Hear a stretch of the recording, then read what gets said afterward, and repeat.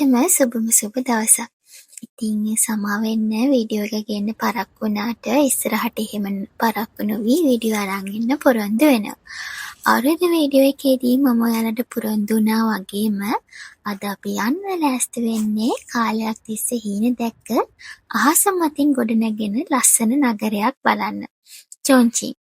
මේ ගමනට යන්න කලින් අපි බෑග් වලට එයාර් ටැග්ස් දැම්ම. මොකද අපි ෆ්ලයිට් එකේ විතරක් නෙවෙයි යන නිසා ට්‍රේන් එකේ යනකොට බෑග් මිස්ප්ලේස් වෙයි කියන බයට එයාර් ටැග්ස් දැම්මා. ඉතින් මේ එයාර් ටැග්ස් දාන ගමන් මම කල්පනා කළේ මේ ගමන අපේ මතක පොතට මොන වගේ අලුත් පිටුවක් එකතු කරයිද කියලා.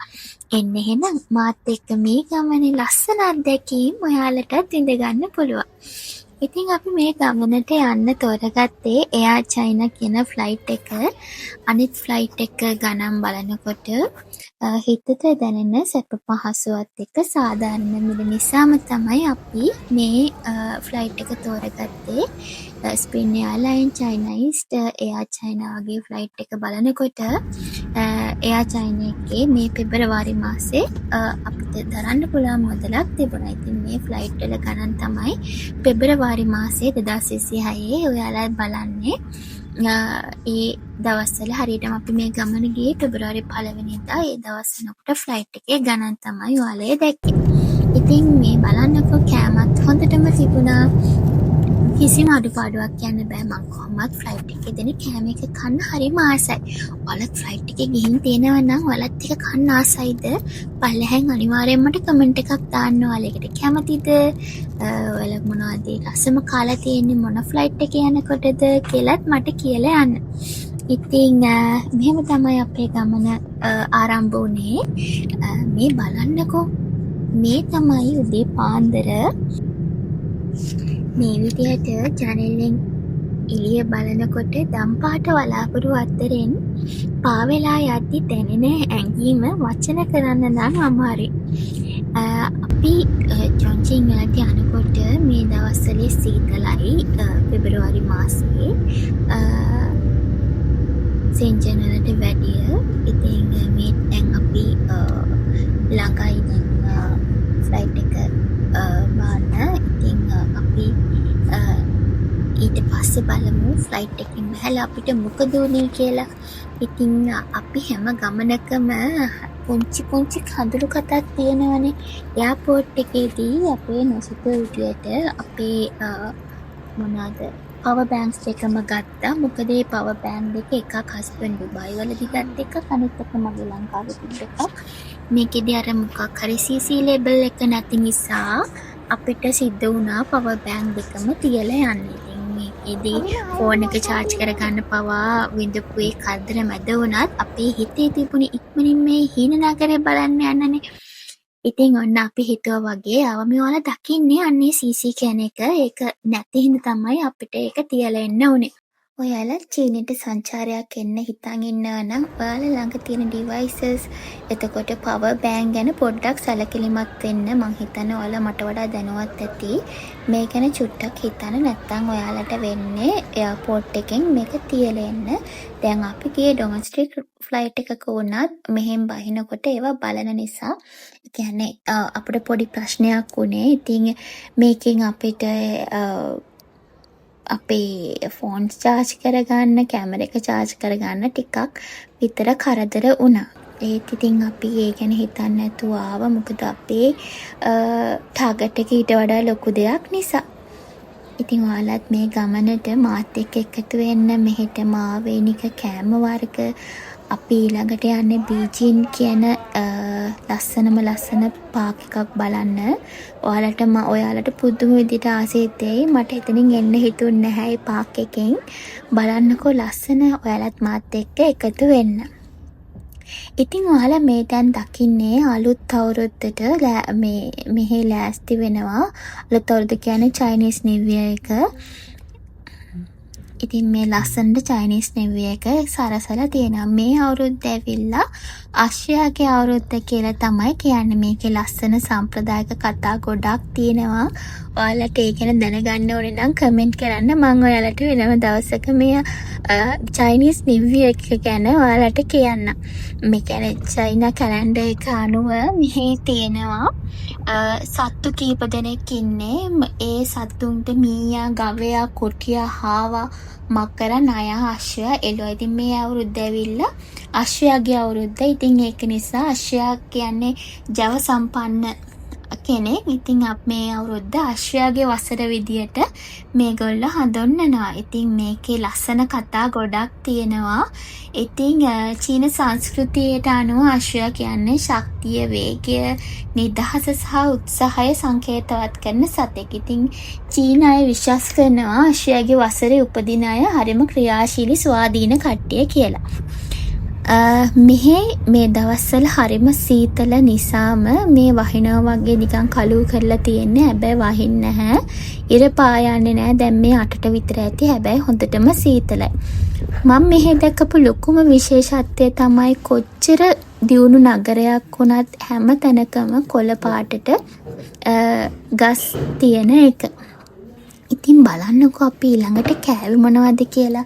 මේක ඇවිල්ලා මේ පළාතට, මේ කියන්නේ චොන්චින් වලටම ආවේනික උන කෑමක්. මේක හම්බෙනවා සිලිකන් ටොෆ් එක. මේ තියෙන එක චිලි පේස්ට් එකත් එක්ක කන්න තියෙන්නේ.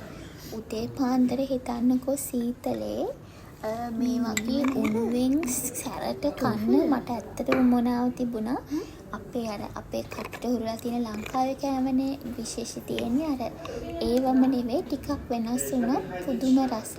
ඇත්තමයි මේක try කරන්න ඕනේ. චොන්චින් එනවා නම් මෙන්න මේක සිලිකන් ටෝෆු එකයි ඩෝහු කියන සුප් එකයි අනිවාර්යයෙන්ම try කරන්න. මේකේ රයිස් එක, ස්ටික් රයිස් එක, ඇලෙන බත් එක, මේකයි අර චිලි පේස්ට් එකයි ටෝෆු එකයි අනම් කනකොට මට දැනුත් කටට කෙලෙනවා. දැන් මේ මාර්තු මාසේ ෆෙබ්‍රවාරි වල ගියේ. දැන් මේ 5 වෙනි මාසේ මැයි මාසේ මම මේක දැන් රෙකෝඩ් කරන්නේ.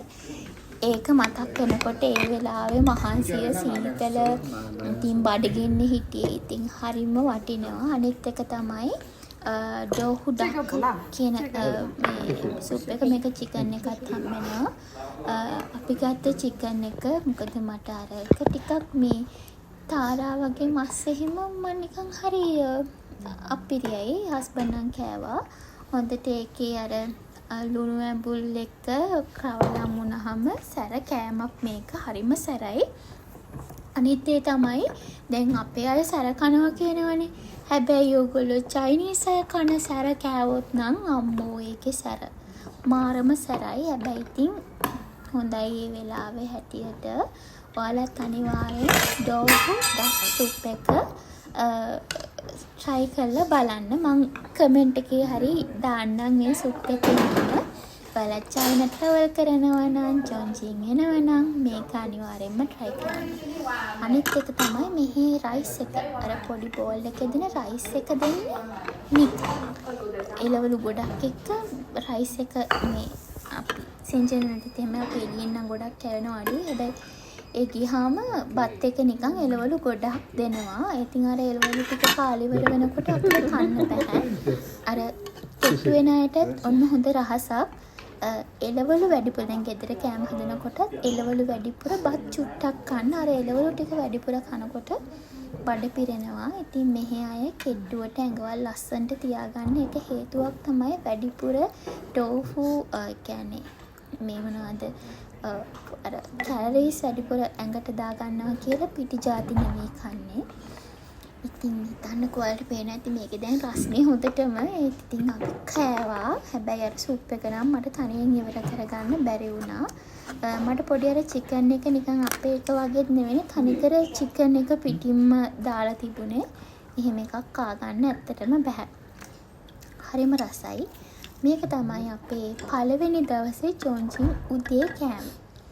ඔයාලත් බලන්නකෝ මේක කොහොමද කියලා.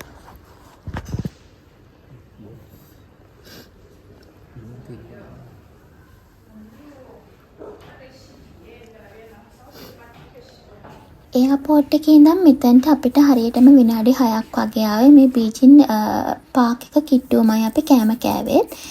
ඉතින් ඔයාලටත් පුළුවන් මේකෙන් එයාපෝට් එකෙන් කෙලින්ම මෙතනට එන්න බීජින් පාක් එකට චොන්චින් එනවනම්. ඉතින් මෙතන හරිම ලස්සනයි ඔයාලා බලන්න.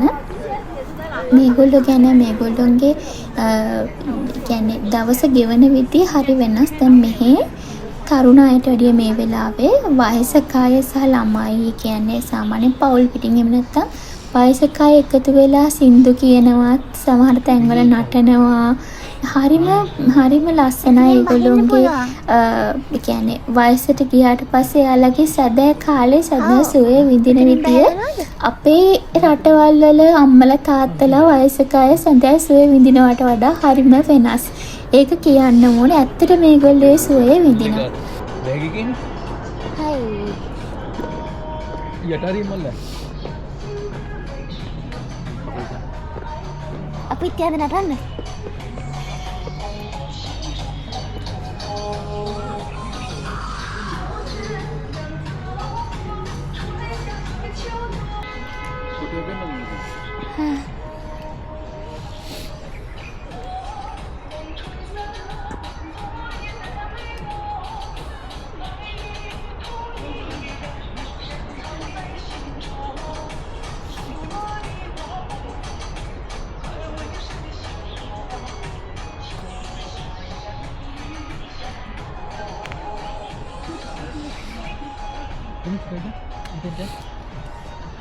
ඒක තමයි හිටගෙන ඉන්නේ. කවන්නේ.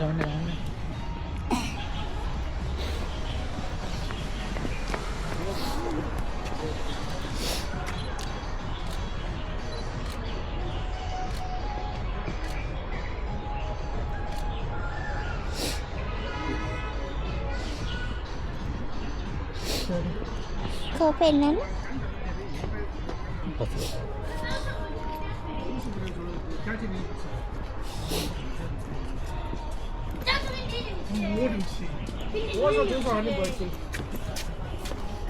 那出门都得意带着雪白就行了，别有家里一样。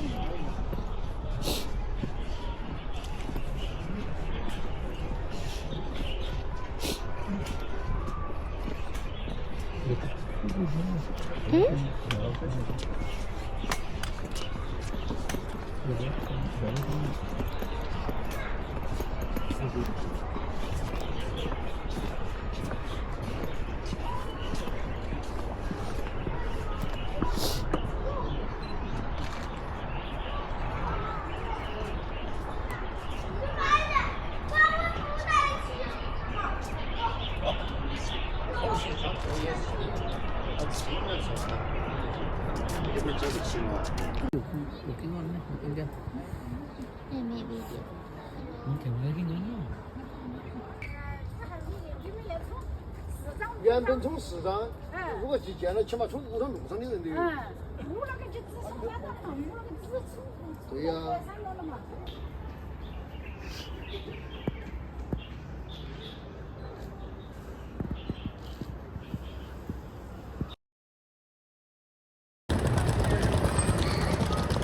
මේ තියෙන අපි ස්ටේෂන් එකෙන් බැහැලා එන ටික බලන්නකො ලස්සන අර නිකන් මේ අච්චර බිසි ටවුන් එකක් මැතින් එනවාද දැන් මෙතන උඩ තියෙන්නේ තනිකර ට්‍රැෆික් වැඩිම පාරක්. හැබැයි මේ ටිකේ අපිට යනකොට ටිකක්වත් හිතන්න බෑ අනේ මේ වගේ තැනක්ද මේ කියලා. ඒ තරමට හරිම නිස්කලංක වටපිටාවක් තියෙන්නේ. වලට පේන්නේ අර උඩින් මේ තියෙන උඩින් යන මේක එක පැත්තකට පාර අනිත් පැත්තෙන් තියෙන්නේ මේ ට්‍රේන් එක යන පැත්ත. දැන් මේ අපි අර මෙතන පඩිපෙලෙන් නැගලා උඩට ආවා. දැන් මෙතනින් අපි යනවා. අපි ඉන්න තැනට හොඳම වැඩේ කියන්නේ දැන් අපි මෙතනින් ටැක්සි එකක් අරගෙන වටයක් ගියේ. ඇත්තටම මේ අපි අනිත් පැත්තෙන් ගියා නම් මේ අපිට පයින් යන දුර ඉන්න තැනට ඉතින් අපි දන්නේ නෑනේ එකක් අනිත් එක අපිට ඉන්න තැන හොයාගන්න එක. මොකද මෙහි මැප් එකකින් පෙන්නන ඉංග්‍රීසි වර්ඩ් එක කියන්නේ ඉංග්‍රීසි නේම් එක නෙවෙයි තියෙන්නේ ගොඩක් වෙලාවට හොටෙල් එකේ.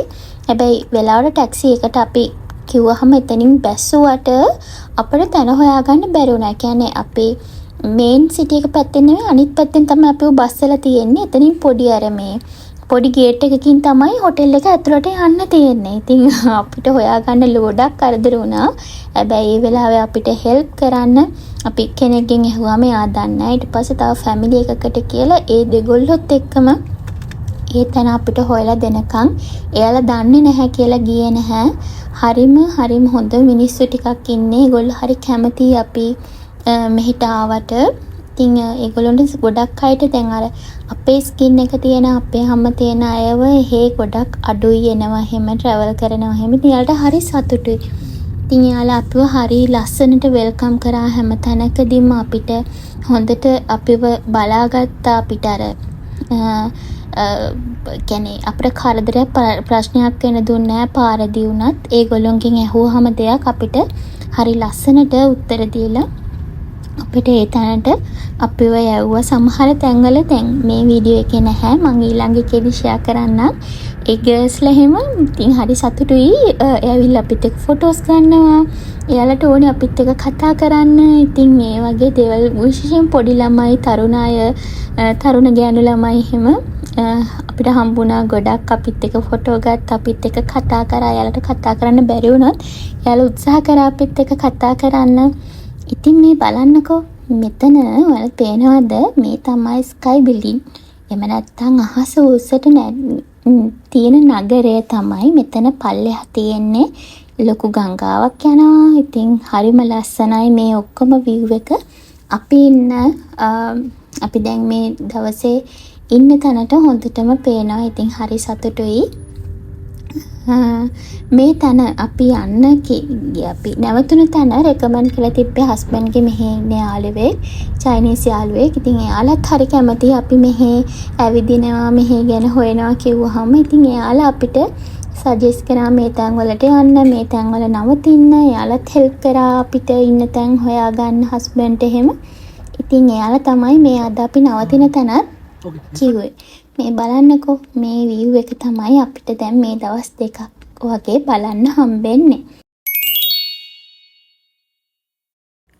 චොන්චින් කියන්නේ ඇත්තටම පුදුම හිතන නගරයක්. ඒක පැත්තකින් අහස සිප ගන්න නවීන ගොඩනැගිලි, තවත් පැත්තකින් ගොඩනැගිලි මැදින් නැදී යන දුම්රිය මාර්ගය. ඊට පස්සේ මේ හැම දෙයක් දකිද්දිම මට හිතුනේ අපි අනාගතේ ලෝකයකටවත් පියමන් කරනවද කියලා. ඉතින් ඊළඟට මේ හැම දෙයක්ම අස්සේ තමන්ගේ අතීත උරුමයන් මේ නගරය හරි අපූර්වව සඟවාගෙන ඉන්නවා. පැරණි චීන සංස්කෘතිය කියාපාන මේ ලී කැටයම් පිරුණු පහන් එළියෙන් බැබලෙන ඓතිහාසික නගරය මැදින් ඇවිදගෙන යද්දි හිතට දැනෙන්නේ අමුතුම සංසුන් බවක්. ඔය ඈතින් පේන්නේ එක අපි එතනට ගියාම ඔය ගැන කතා කරමු. මේ හැම සුන්දරත්වයක්ම තවත් වැඩි කරන්නේ නගරයේ මැදින් නිසලව ගලා බසින මහා ගංගාව. දැන් මේ අපි කන තැනටත් ඒක හොඳටම පේනවා. නගරයේ ආලෝකය ඒ දිය මත පතිත වෙලා රිදී පාටින් බැබලෙන දර්ශනය දැක්කහම හිතට පුදුම ආසාවක් වෙනම ලෝකයක්. ස්වභාව ධර්මයයි මිනිස් ශ්‍රමයයි එකතු වුණාම මේ වගේ අපූර්ව නිර්මාණ බිහි වෙනවා කියලා මට හිතුණා. ඉතින් ඒක තමයි මෙයාලගේ තියෙන විශේෂත්වය සහ යාලගේ දියුණුවටත් හේතුව මං හිතන්නේ සෝබාදාමට ඉඩ දෙන එක. මේ අපි ළඟම තැනකින් කෑම කලා පොඩ්ඩක් ඇවිදින්න ආපු ගමන් ඒක කඩචෝරු තියෙනවානේ. ඉතින් අපි ඒවා try කරා. ඒ සමහර කන්න බෑ. ඇත්තට මං කියවනේ මෙහි කෑම සමහර වේ ස්පයිසි එක මේ හරි අමාරුයි. මන්ද හස්බන්ඩ් නම් අවුලක් නෑ. මට කා ගන්න බැරි වුණා. මේ තියෙන්නේ මේ නෙළුම් මල දන්නව නේද? ඒක නම් මම කෑවේ ඒක හරි රසයි. ඉතින් මේ වගේ එක ඒවා අරගෙන අපි කකා තමයි ආවේ. ඉතින් ගොඩක් දේවල් කන්නත් බෑ. ටම්ප්ලින් ටිකක් කෑවම එච්චරයි. ඊට පස්සේ මේ මට ඉතින් අර ඒ අතර තමයි අර අමුතු පළතුරක් අපි ගත්තේ. ඒක ඇත්තටම හරි රසයි. ඉතින් මම මෙතනින් එහා කතා කරන්නේ අපේ අත්දැකීම් ඔයාලම බලන්නකෝ. අපි මොකද කරේ? මම මෙතනින් එහා කිසිම දෙයක් කට් කරේ නැහැ. අපි දෙන්නවත් මෙතන ඉන්නවා. අපිව ජජ් කරන්නේ නැතුව. ඉතින් බලන්න අපි ඉතින් අපේ විදියට අපි හරි ඒ හැම දෙයක්ම බලාගෙන ඒ දේවල් රස විඳමින් අපි ඇවිද ටිකක් ඇවිදලා ඊට පස්සේ අපි ආයෙමත් අපි ඉන්න තැනට ආවා.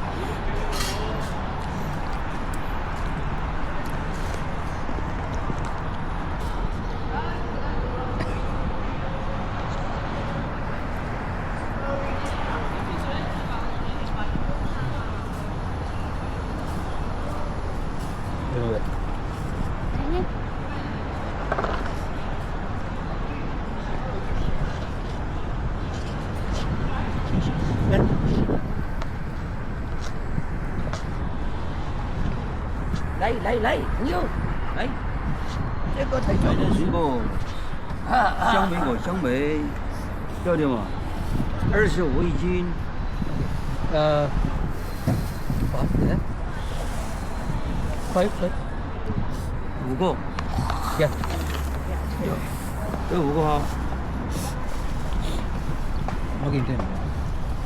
මේ හැම තැනකදීම අපිට දකින්න ලැබුණේ තවත් අපූර්ව දෙයක් තමයි මේ නගරේ කවුරුත්ම සල්ලි කොල පාවිච්චි කරන්නේ නැත්තරම්. මේක චීනයේ හැම තැනකම වගේ තියෙන දෙයක්. එයාලා පාවිච්චි කරන්නේ පුංචි කෑම කඩ පවා හැමෝම ගෙවීම් කරන්නේ තමන්ගේ ෆෝන් එකෙන් Alipay හරහා QR කේතයක් ස්කෑන් කරලා තාක්ෂණයත් එක්ක ජීවිතේ කොයිතරම් පහසු වෙනවද කියන එක මේකෙන් තේරෙනවා. ඇත්තටම අපිටත් හරිම පහසුයි. මම නම් මේ ක්‍රමයට හරිම කැමතියි. මොකද අපිට අතේ සල්ලි තියාගන්න ඕනේ අඩුම ගානේ. මං හොඳ කැමතිම දේ තමයි වොලට් එකක් කරන් යන්න ඕනේ නැති එක. ඉතින් මේක තාක්ෂණය සහ රටක දියුණුව වෙනකොට හරිම වැදගත්. බලන්න මේ අය ළඟ තියෙන්නේ හැමෝම ගාව තියෙන QR කෝඩ් එක. 我存一下，来行行行行。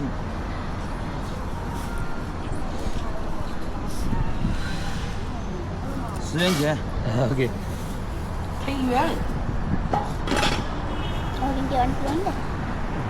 微信吗？支付， Okay. 是支付。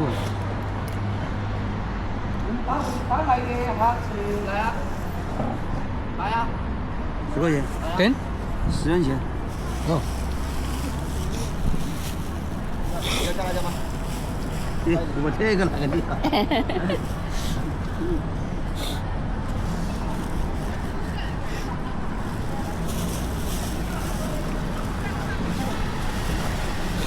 香梅，什么？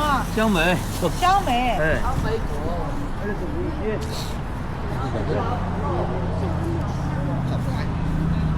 ，Huh? Mấy kia đến khuẩn được đấy. Để cho nó làm sao? Hay là mình thay ra là cho nó khoảng cả 3 tháng rồi.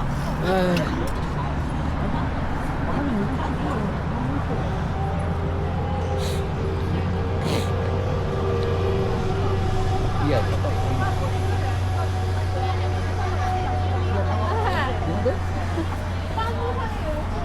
මෙන්න මේ ගෙඩිය ගෙඩි 5ක් වගේ යුවන් 5ක් වගේ වුණා. ඉතින් මේක නිකම් පොඩි පීච් එකක් වගේ හරි කලර්ෆුල් එක. මේක ස්ට්‍රීට් එකේ ගන්න තියෙනවා. ඉතින් අපි දෙන්න ගත්තා ඒක. මං ඉතින් හස්බන්ඩ්ගෙන් අහලා එයාගේ රියැක්ෂන් එකත් එක්ක තමයි මම කන්න ගත්තේ.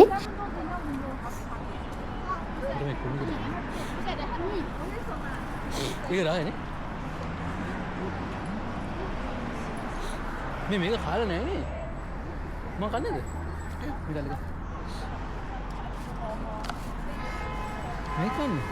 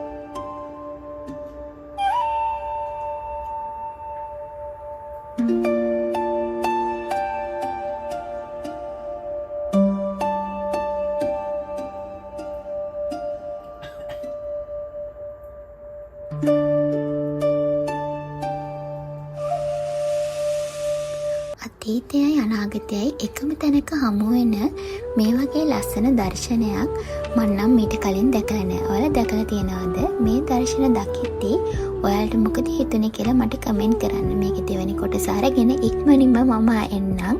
තව ගොඩාක් වීඩියෝ තියෙනවා අපි චොන්චින් වල ගිය වීඩියෝස් එහෙම. ඉතින් ඒ ඔක්කොමත් අරගෙන මම ඉක්මනින්ම එන්නම්. එහෙනම් මාව subscribe කරන්නත් අමතක කරන්න එපා. එහෙනම් අද ටිකකින් එන්නම් ඔයාලා හැමෝටම සුබ දවසක්. Anak, lakai pa.